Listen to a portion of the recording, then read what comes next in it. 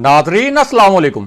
Inside news के नए programme के साथ मैं हूं इब्राहिम राजा और आज हम आपको बताएंगे कि लद्दाख में भारत के राफाल और चीन के जदीद तरीन J-20 तैयारे कैसे आमने सामने आ गए,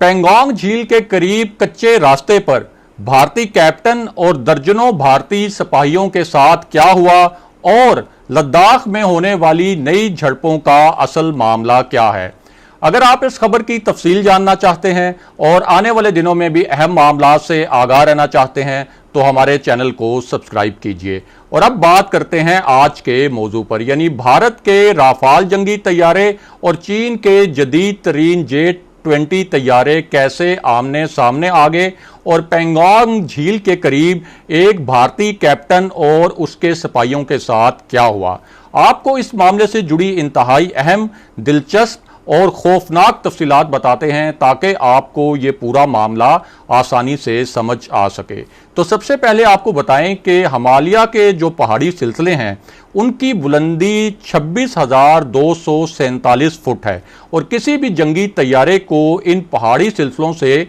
बहुत बुलंदी पर प्रवास करना पड़ती है। अब भारत ने फ्रांस से जो जदीद राफाल तैयारे खरीदे हैं वो 52,493 फुट की बुलंदी पर प्रवास कर सकते हैं। दूसरी जानिब चीन का जो जदीद तरीन जंगी जहाज है J-20 वो 65,616 फुट तक की बुलंदी पर प्रवास कर सकता है। यानी चीनी J-20 तैयारा भारतीय राफाल तैयारे के मुकाबले में 13,000 फुट ज्यादा बुलंदी पर प्रवास करने की सलाहियत रखता है। और भारत के पास इस वक्त तक 5 राफाल तैयारे आ चुके हैं और भारतीय मीडिया के मुताबिक इन 5 तैयारों को लद्दाख में डिप्लॉय कर दिया गया है, यानी इन्हें लद्दाख में मिशन सौंप दिया गया है। दूसरी जानिब चीन के पास जदीद तरीन J-20 जो जंगी तैयारे हैं उनकी तादाद 50 के करीब है। यहाँ बहुत अहम बात यह है कि आलमी रिपोर्ट्स के मुताबिक राफाल की जो कॉम्बैट रेंज है वो 1850 किलोमीटर है,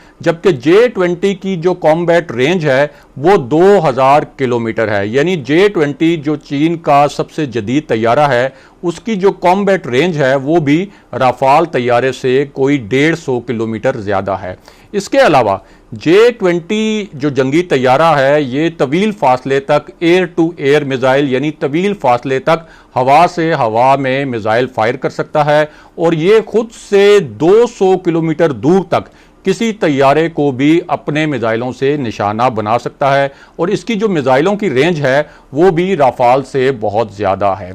इसके साथ साथ आलमी माहिरीन के मुताबिक जो चीनी J-20 तैयारे हैं ये जदीद स्टेल्थ टेक्नोलॉजी से लैस हैं, यानी जब ये तैयारे किसी खास मिशन के लिए प्रवास करते हैं तो किसी भी राडार के जरिए इनकी प्रवास का पता चलाना इंतहाई मुश्किल होता है और बाज़ रिपोर्ट्स में तो ये भी कहा गया है कि इन तैयारों का किसी राडार के जरिए पता चलाना तकरीबन नामुमकिन होता है। दूसरी जानिब जो राफाल तैयारे हैं उनमें इस किस्म की टेक्नोलॉजी नहीं है और इसके अलावा जो चीनी दिफाई माहिरीन हैं उनके मुताबिक राफाल जो है वो एक 3rd+ जनरेशन तैयारा है, जबकि J-20 जो तैयारा है वो 4th जनरेशन का तैयारा है और इसका एक 5th जनरेशन वर्जन भी तैयार किया जा रहा है। और अब बात करते हैं कि पेंगोंग में कच्चे रास्ते पर भारतीय सिपाहियों के साथ क्या हुआ, लेकिन इससे पहले आपको कुछ इंतहाई अहम और दिलचस्प आदादो शुमार से भी आगाह करते हैं। तो आपको बताएं कि आलमी दिफाई थिंक टैंक्स के मुताबिक चीन के पास इस वक्त 21,83,000 फौजी हैं, जबकि भारत के पास फौजियों की तादाद जो है वो 14,44,000 है। इसके अलावा चीन के पास 2100 के करीब जंगी तैयारे हैं, जबकि भारत के पास जो जंगी तैयारे हैं उनकी तादाद 538 है और जो चीनी तैयारे हैं वो टेक्नोलॉजी में भी भारत से ज़्यादा जदीद हैं। चीनी बहरिया के पास 2 एयरक्राफ्ट कैरियर हैं, यानी ऐसे बड़े बहरी जहाज़ जिन पर से जंगी तैयारे प्रवास कर सकते हैं और इन एयरक्राफ्ट कैरियर्स पर लैंड भी कर सकते हैं, जबकि भारतीय बहरिया के पास इस तरह का एक एयरक्राफ्ट कैरियर है और वो भी चीन से बहुत ज़्यादा छोटा भी है और उसकी टेक्नोलॉजी भी चीन से कमतर है। चीन के पास जो आलमी दिफाई थिंक टैंक्स हैं उनके मुताबिक 320 एटम बम हैं, जबकि भारत के पास 130 से 140 एटम बम हैं और चीन के जो एटम बम हैं उनकी टेक्नोलॉजी को भी ज़्यादा बेहतर और ज़्यादा तबाहकुन करार दिया जाता है आलमी दिफाई जो थिंक टैंक्स हैं उनकी रिपोर्ट्स के मुताबिक। यहाँ अहम बात यह भी है कि भारत के पास जो 5 राफाल तैयारे हैं वो अब तक सिर्फ अफगानिस्तान, लिबिया, इराक और शाम में इस्तेमाल हुए हैं और यहाँ इन्हें किसी भी किस्म की ख़ास फ़ज़ाई मज़ाहमत का सामना नहीं करना पड़ा था। यानी राफाल तैयारों को अब तक किसी भी फ़ज़ाई मार्के या किसी भी फ़ज़ाई जंग का सामना नहीं करना पड़ा। इसलिए आलमी माहिरीन का कहना यह है कि राफाल की जो जंगी सलाहियतें हैं उनके बारे में जो भारत के बहुत बुलंदो बांग दावे हैं, ख़ास तौर पर भारत के जो दिफाई हुकाम के दावे हैं उनमें कोई बहुत ज़्यादा वज़न नहीं है। इसके साथ साथ आपको ये भी बताएं कि लद्दाख में भारत ने एक तरफ तो 5 राफाल तैयारों को मिशन सौंपा है, जबकि दूसरी जानिब चीन के होतन एयर बेस पर चीन के 38 जदीद जंगी जहाज़ एक्शन के लिए पूरी तरह तैयार खड़े हैं और इनमें से जो 2 J-20 तैयारे हैं जो स्टेल्थ टेक्नोलॉजी से लैस हैं उनकी जो 2 परवाज़ें हैं वो भी नोट की गई हैं और उसके बाद से भारतीय फ़ज़ाइया जो है वो हाई अलर्ट है और भारतीय मीडिया के मुताबिक राफाल तैयारों को हंगामी परवाज़ों के लिए तैयार रहने के अहकामात भी जारी किए गए हैं। और अब आपको बताते हैं कि पेंगोंग में भारत और चीन के दरमियान नई झड़पों में क्या हुआ। पहले आपको इस बारे में भारत का मौक़िफ़ बताते हैं और फिर आपको बताएंगे कि चीन ने इस बारे में क्या हक़ाइक़ बताए हैं।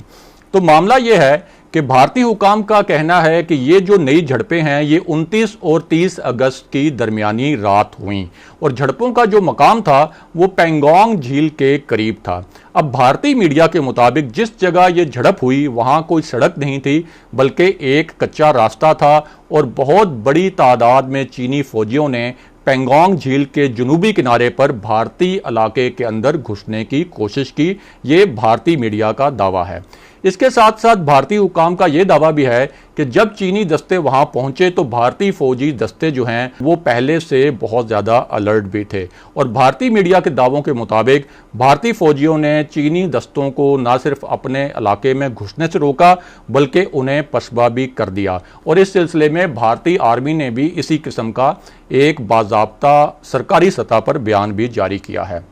दूसरी जानिब इस बारे में चीन का क्या मौक़िफ़ है, तो आपको बताएं कि चीन का ऐसा प्रिंट और इलेक्ट्रॉनिक मीडिया जो अक्सर चीन की सरकारी पॉलिसी बयान करता है उसने भारतीय दावों को मुकम्मल तौर पर रद्द करते हुए एक नई किस्म की पिक्चर पेश की है। और ये जो मीडिया आउटलेट्स हैं चीनी, इनमें से चंद ने तो ये रिपोर्ट किया है कि 29 और 30 अगस्त की दरमियानी रात पेंगोंग झील के जुनूबी किनारे पर भारतीय फौजी दस्तों की एक बड़ी ही गैर मामूली किस्म की नकलो हरकत देखी गई और उसमें एक भारतीय कैप्टन और उसके दर्जनों भारतीय सिपाहियों का हवाला भी दिया गया है। और इन रिपोर्ट्स के मुताबिक भारतीय फौजियों ने दरअसल चीन के इलाके में घुसने की कोशिश की लेकिन चीनी फौज पहले से अलर्ट थी और इन रिपोर्ट्स में यह भी कहा गया कि चीनी फौजी इस दौरान भारतीय फौजियों के साथ वही कर सकते थे जो कि उन्होंने 15 जून को किया था, यानी 15 जून की वो झड़प जिसमें 20 से ज़ायद भारतीय फौजी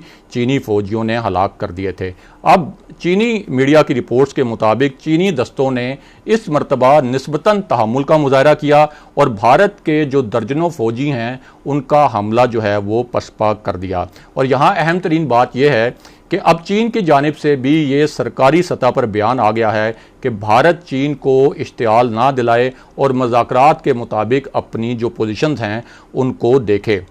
अब दिफाई माहिरीन इस पूरी सूरत हाल को इस तरह से बयान कर रहे हैं और इस तरह से वाज़े कर रहे हैं कि चीन ने भारत के जिन इलाकों पर कब्ज़ा कर लिया है अब चीन उन्हें बाकायदा अपनी सरजमीन का हिस्सा करार दे रहा है और भारत से कह रहा है कि वो इन इलाकों से पीछे हट जाए। और ये जो पूरी सूरत हाल है इस पर पाकिस्तान की जो सिविल और अस्करी क़यादत है उसकी भी गहरी नज़र है और दिफाई माहिरीन के मुताबिक वो बज़ाहिर खामोश हैं लेकिन इस खामोशी में भी उनको जो कुछ करना चाहिए वो पसे पर्दा ज़रूर कर रहे होंगे। और इस पूरे तनाज़े का आपको एक बैकग्राउंड बता दें मुख्तसरन कि भारत और चीन के दरमियान जो सरहद है जो LAC यानी लाइन ऑफ एक्चुअल कंट्रोल कहलाती है वो 3488 किलोमीटर लंबी है और ये पूरा तनाज़ा जो लद्दाख और इससे मुल्का सरहदी इलाकों में है ये उसके मुतल्लिक है। आज के प्रोग्राम के लिए बस इतना ही। अगले प्रोग्राम तक के लिए खुदा हाफिज।